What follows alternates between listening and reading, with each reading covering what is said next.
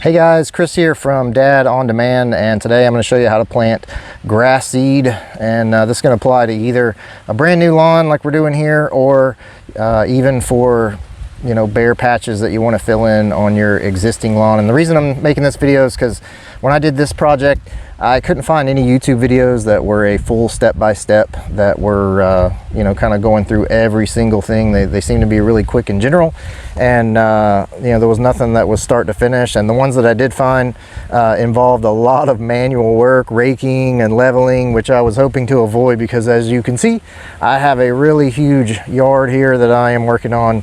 We have just under an acre, and that was just too much to do, so by hand anyway. So what I did was I kind of put my brain to work in dad fashion, trying to find the cheapest and easiest way to do this. And I had a couple of hunches and came up with kind of an unconventional way of eliminating a lot of manual work, and it worked out pretty well, because I was probably able to eliminate maybe 75% of the manual work of raking and leveling. And so I'm going to show you all that, and I'm going to go over every step I used and all the tools that we use. But first, I want to talk about the cost of seeding versus sodding, because that was the biggest factor. This area I have is pretty big. You may not have an area this big, but when I contacted sod companies, it was about probably $4,000. I think it was around $4,000 to $5,000 for them to come out and sod it all, and measured it off and looked kind of online at some equipment and some different things to try to make it as easy as possible. And basically what I came up with is $400 in seed, which it may not cost that much if you don't have that big of an area, and $250 in equipment to eliminate about 75% of the manual work. So depending on the area you have, you might not want to invest in that equipment, and you just want to do everything by hand. But if you do have a large area, I highly recommend doing what I did. The good thing about this equipment is that you are going to need it later to maintain your lawn eventually, so the investment isn't just a one-time thing. I'm going to go over all that in a few minutes before, but before we get started, let me actually show you the results, because what I did was I broke this project in half because it was such a big yard, and that way I didn't have to buy as many sprinklers, and it wouldn't be such a daunting task all at once. So what I did was, the area you see behind me, I actually planted about 6 days ago, and you might be able to see some of the green sprigs. I'll get a close-up in just a minute. But the other half of the yard, which I'm going to take you over to in just a minute, I planted 45 days ago. So I'm going to show you what it looks like after only a week, and what it looks like after 45 days, so you can kind of get an idea of what you can expect. So let's go over there and do that. Okay, so first what I'm going to do is show you this area that planted 6 days ago, and as you can see, we have quite a bit that has already germinated, and there's a lot of bare spots. But what I learned from the first planting was that some of the seed just takes a little bit longer. Some of it didn't germinate for 2 weeks, so it filled in pretty nicely after a couple of weeks. But like I said, you can kind of see how that's just coming in after only a week. And actually I started having sprouts in 4 days, so it was kind of amazing how fast all this happened. So let me take you over, now that you've seen that, what happens after a week. Let me show you the area after 45 days. Okay, so this is the area that I planted about 45 days ago, and when I started, it was all bare, just like the area I showed you a while ago. I'll show you all the steps we did to clear this out to bare dirt, and that's what it was when we started. So as you can see, it has filled in very nicely. It pretty much looks like it's been sodded, not quite as thick, but I would say probably another 30 days and this will be nice, full, thick, lush lawn. So if you're a little patient, you can save several $1,000s by just seeding it yourself, and this is kind of what it looks like after 45 days. Okay, so the next thing we're going to talk about is seed selection, and obviously that's going to vary depending on where you are located and if you have sun or shade. So spend some time on Google. I'm not going to go over all of the variations of what seeds and locations and all that, because that would make this video super long. So spend some time on Google, figure out what the best seed is for your particular situation, and once you do that, I'm on Amazon right now, and this is the problem that I ran into when I was looking for seed. And when you put in grass seed, I rely heavily on reviews, if there's enough of them.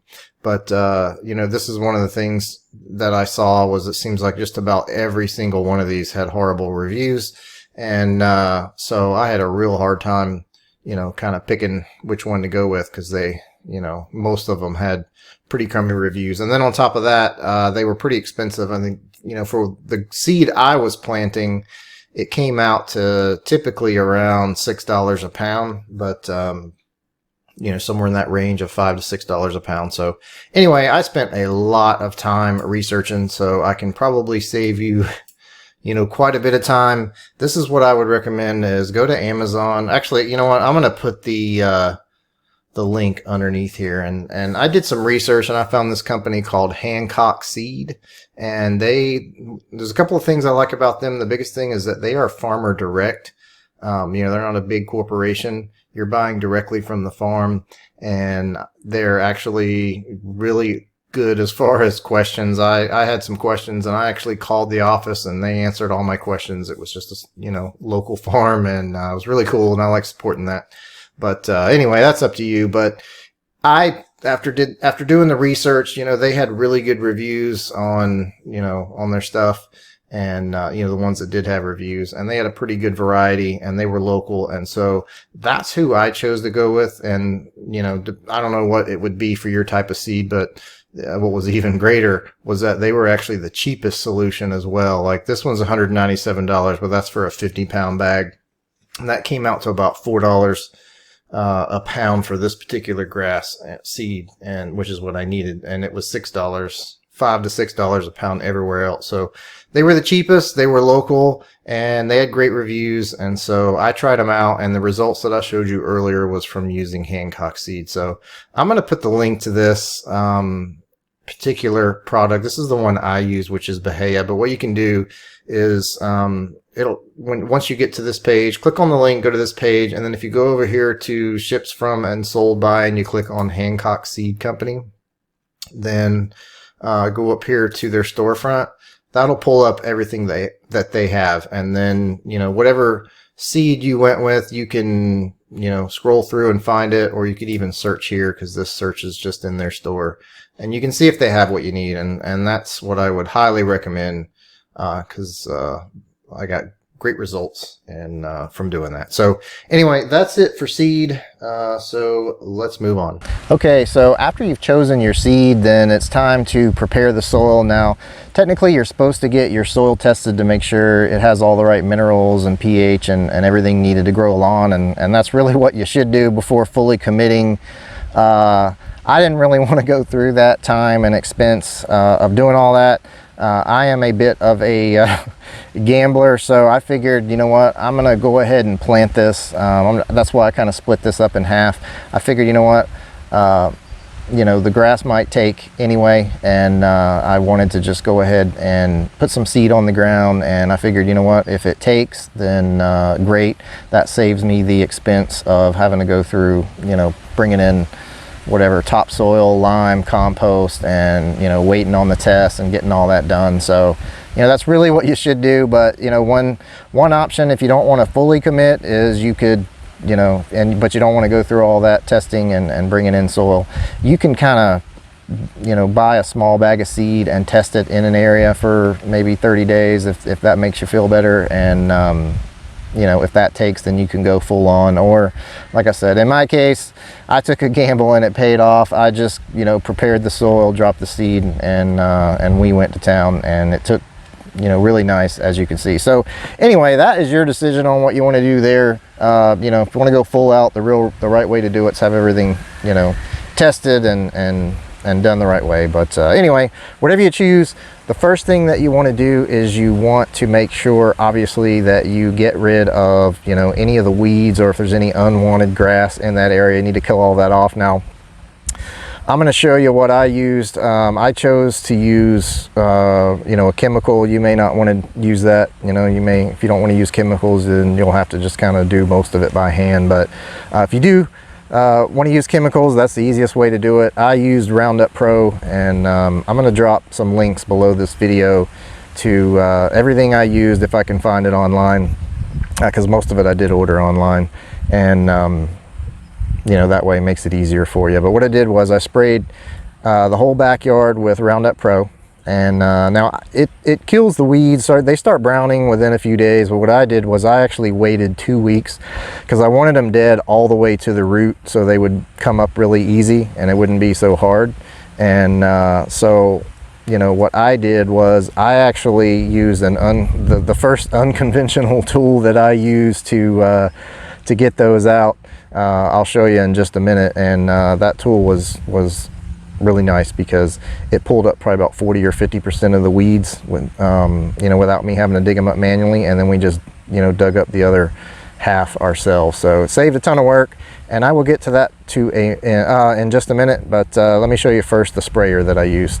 Okay, so this is the sprayer that I use. It's a, I don't know how you pronounce it, Chapin or Chapin, but I did get this off of Amazon, and I highly recommend a backpack sprayer if you don't already have one. It made it very handy, you know, not having to tote this thing around, you know, in one hand and spray with the other. You just kind of strapped it on your back and, you know, mixed it up.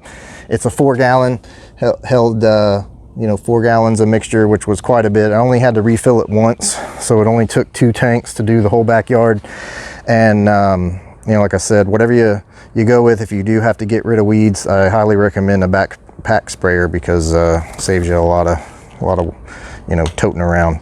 Okay, so this is the first tool that I use, and this is actually a lawn dethatcher.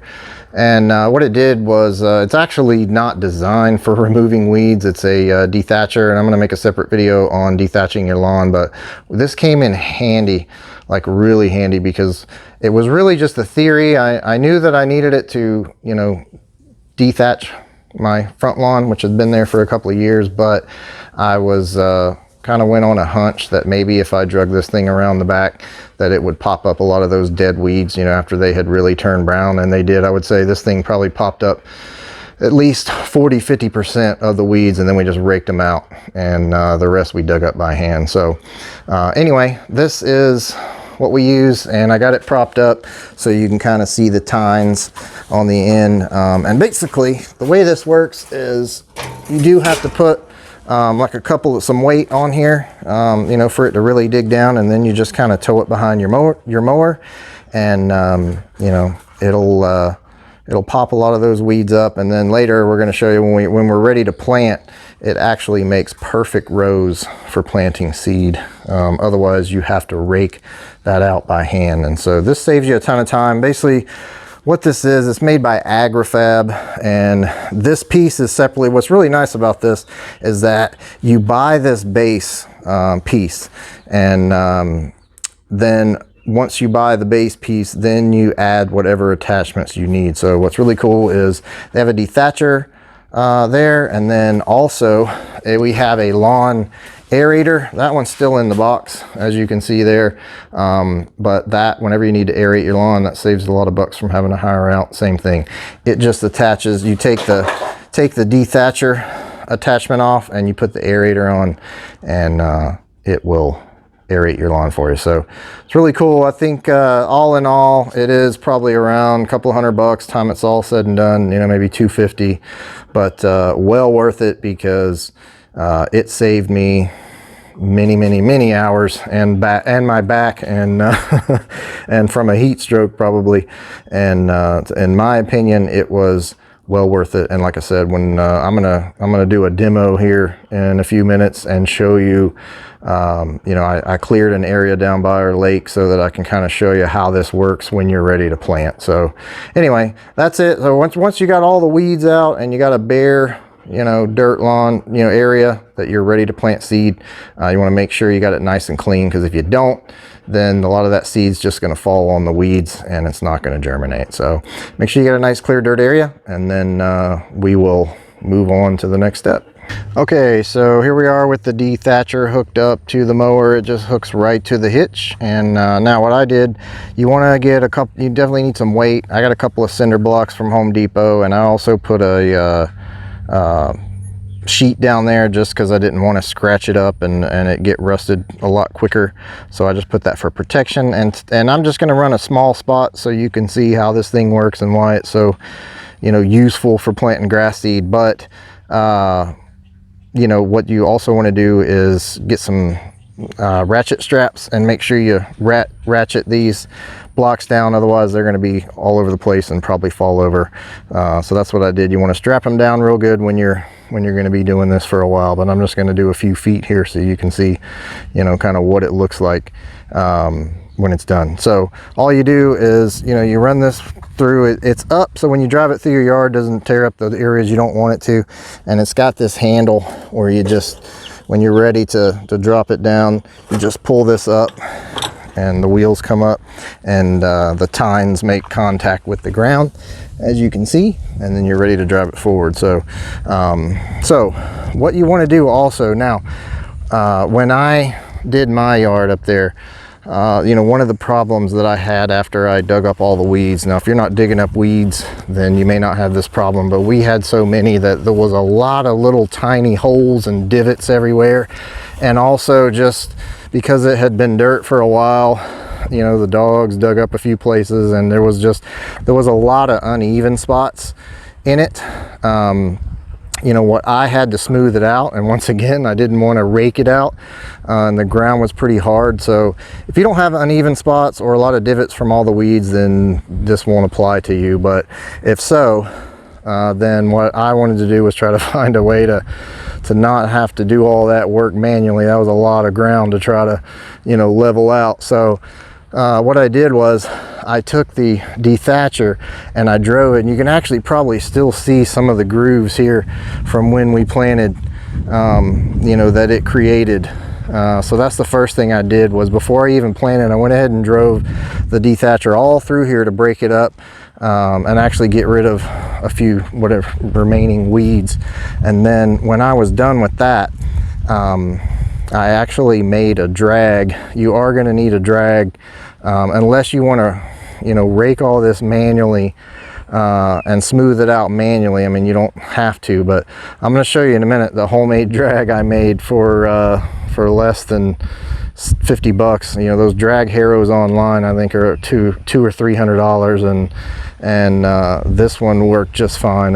And basically what I did was I just went and looked on Craigslist for an old chain link fence gate. You want to get a gate, not just gate wire, because the fence is all attached, you know, to the poles for the gate. So, you know, you need 4 corners. So, you know, look on Craigslist, see if you can find an old chain link fence. A lot of times you can get these for, you know, 40 bucks. I think even brand new at Home Depot, they're probably around 60 to 80, but which is still a lot cheaper than a drag harrow. But, you know, it works really well for leveling it out, and I'll show you when we get done with the dethatcher and we seed, then I'll show you where that drag comes in handy. But it's really handy for smoothing out all those little divots. You know, like I said, there was holes everywhere out here, and this was really uneven, and you can see now it's really smooth. It's not perfect, and if you have deep holes and ruts, you know, like really deep, then, you know, it won't work that well. But, you know, just for generally smoothing this out, which is what you want to do preferably before you plant seeds, so you don't have a bunch of hills and stuff. That's what I did. So all I did was I went and got this fence gate, got it really cheap, and then I just took a chain that I already had, you know, and attached it to the back of the tractor. And then I just took some, once again, you need weight. I just took some of these old landscape timbers. You can use anything, really, anything you got laying around that can put some weight on it. It doesn't need a lot of weight, just enough to hold the fence part of it down and make contact with the ground.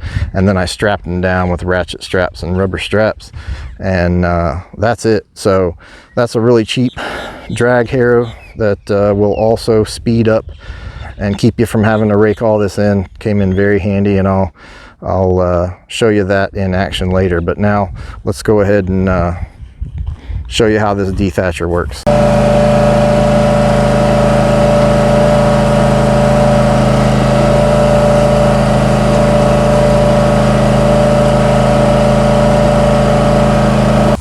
Okay, so as you can see, this is the ground that was broken up by the dethatcher, and like I said, it's not really designed to do this, but it worked really well. And actually, this ground is really compacted because it's down by our lake.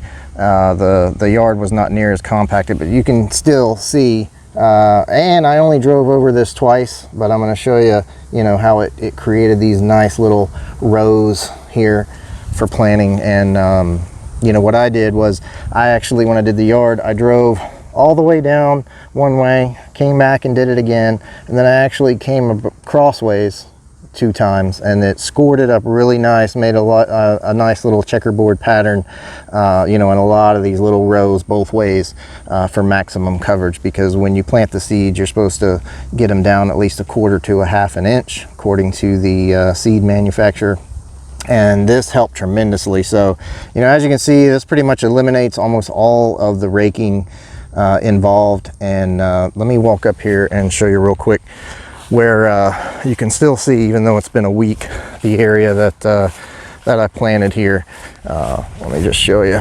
If you kind of look at that angle, you can see the rows, you can still see them visible, and that's even after I ran the drag across them, which I'm going to show you in just a minute. But you know, it created those nice rows, and as you can see, the seed did really well. So so that's what the dethatcher does.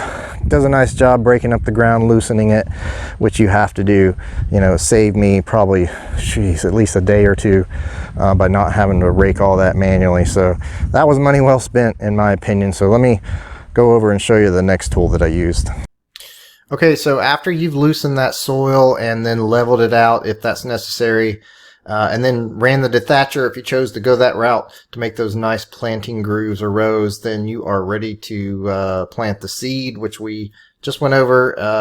But you want to make sure that the seed gets at least 1/4 to 1/2 inch below the ground. Now, this part is optional, but because I chose not to have my soil tested, and earlier I was telling you I'm kind of a gambler on that, I wanted to give myself the best chance possible, you know, for this grass to take. So what I did was I actually put down a seed starter fertilizer first, and then I put the seed down. So let me show you which one I went with. It was actually this one. It was Amazon's choice at the time. It was Scott's Turf Builder Starter, and this covers 5,000 square feet. So I only needed 2 of these for, you know, almost an acre. So you should only really need 1 of these if you have a, you know, standard size yard. If you have a really big one like mine, then you might need 2 of them. But you know, the standard size, you should only need 1. So, you know, you might want to pick this up. This was a good idea. You know, it claims to grow the grass 70% thicker and 35% faster. And, you know, I got great results. So I don't really want to say that, you know, that definitely was it. But, you know, you saw the results I got. So, you know, for an extra $20, it definitely would probably be worth, you know, investing in. So anyway, so I put this down first.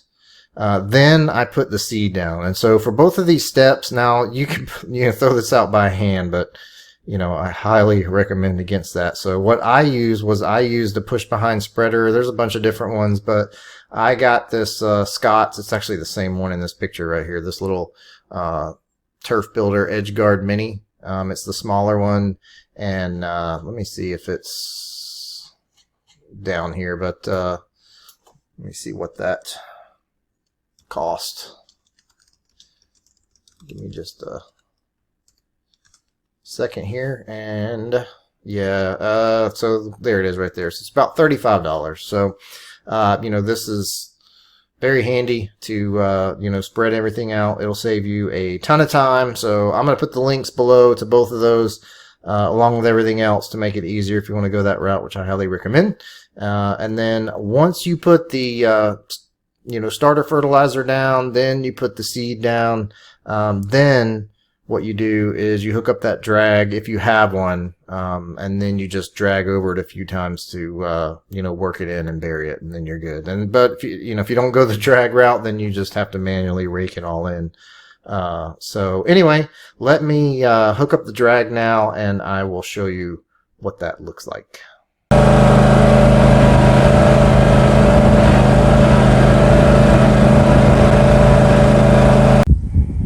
Okay, so this is after just one pass with that drag, and normally you'd want to go over this a couple of times, you know, both, you know, long ways and then across. But you can see just after one pass how much it smoothed out, you know, the soil, how there were, you know, all those really deep rows before that the dethatcher created. And now, you know, just one drag covered the majority of it up. So, you know, after going over this a couple of times each way, you know, this will be smooth just like it was up there where I showed you that area. It'll be completely smooth. And so anyway, that is how the drag works. And like I said, it's really handy. Once again, you know, it saves you all that work of, you know, having to rake that seed in. I actually didn't do any raking at all up there in the lawn. I just, you know, used the dethatcher to do the initial rake and make the rows, put the seed down, and then drug it afterwards to rake it all in. And those two tools did just about all of the work for me. So that's how the drag works. Okay, so now we're all finished, and the final step, very crucial step, is making sure that you get water on your area that you just seeded. And so what you want to do is, obviously, if you have an irrigation system, that's the best solution. And you want to just make sure that all of your you know, sprinkler heads are working and all your zones are getting coverage. Obviously, that's a no-brainer, because if you don't get water every day on these seeds, they won't grow. So sorry about my dogs in the background there playing with each other. But anyway, now in the package that I got when I ordered the Hancock seed, they actually said that it's better to water twice a day for short periods rather than once, because one thing you don't want to do is you don't want to put too much water on it, because you might wash all your seeds away. So if you don't have an irrigation system like me, and I'm planting bahia grass, and then the reason I did it is because, you know, we have quite a bit of property here, both front and back, and to you know, put an irrigation system for both the front and back was just astronomical.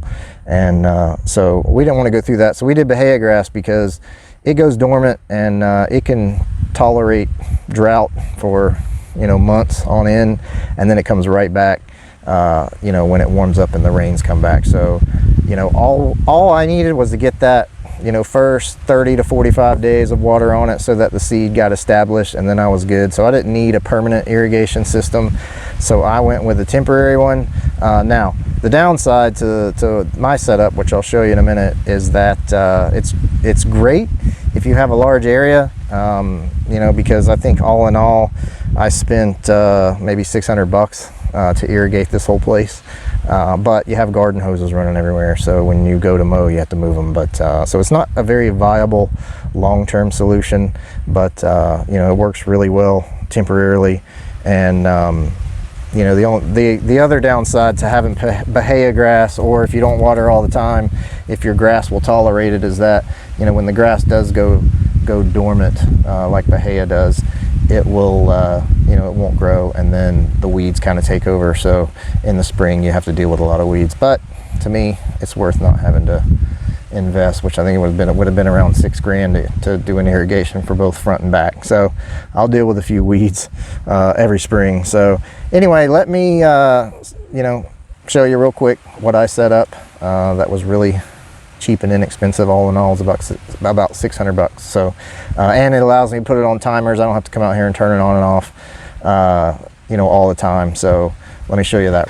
Okay, so like I said, I had a lot of ground to cover. I had almost an acre here that I needed to irrigate, and did not want to spend, you know, almost $6,000 to irrigate the whole thing. So put it in a professional one. So what I did was I just went and ordered some garden hoses. Make sure if you do that you get the no kink garden hoses. That's the one lesson that I learned, is that you definitely want the no kink ones.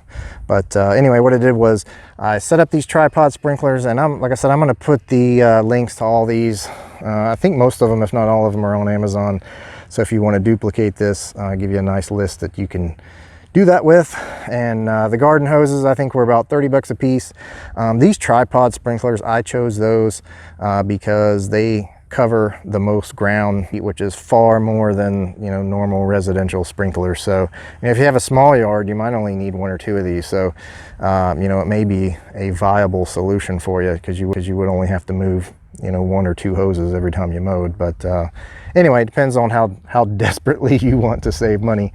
But anyway, that's what I went with. And then I ended up having a couple of small areas in the corners that the sprinklers didn't reach on the other side of the yard, so I just used these small Orbit sprinklers, those get pretty good coverage. Those will spray.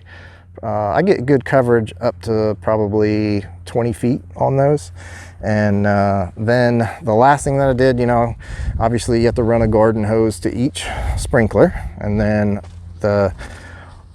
one of the really cool inventions, I didn't even know this existed until I just started doing some research, but what's really nice are these Mellner timers.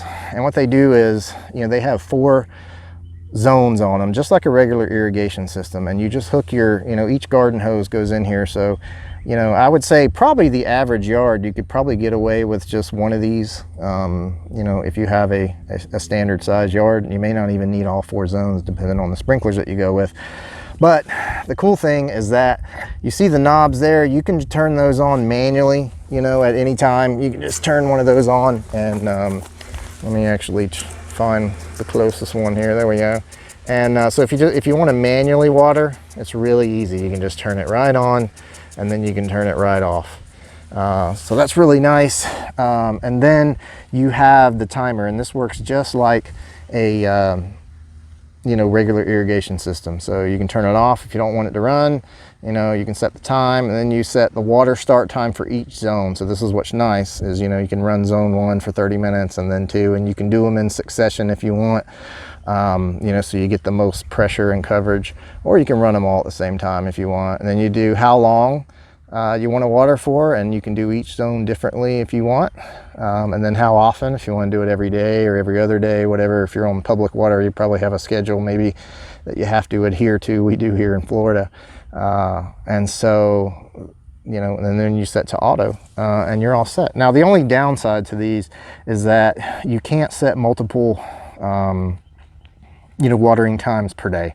You can only set 1 time a day. So now what you can do is you can set, you know, if you need to water twice a day, which you shouldn't really need to do that unless you're planting new grass seed, and that's only for the first 30 days, you know, which is what we have to do. So I just have to go here and do it manually. But if you only need to water once a day, which is probably, you know, 90% of all lawns only need watering once a day, if that, then that's all you need. This thing runs automatically. You never have to do anything. Okay guys, so that's it for this video on how to plant grass seed. I hope you got some value from it.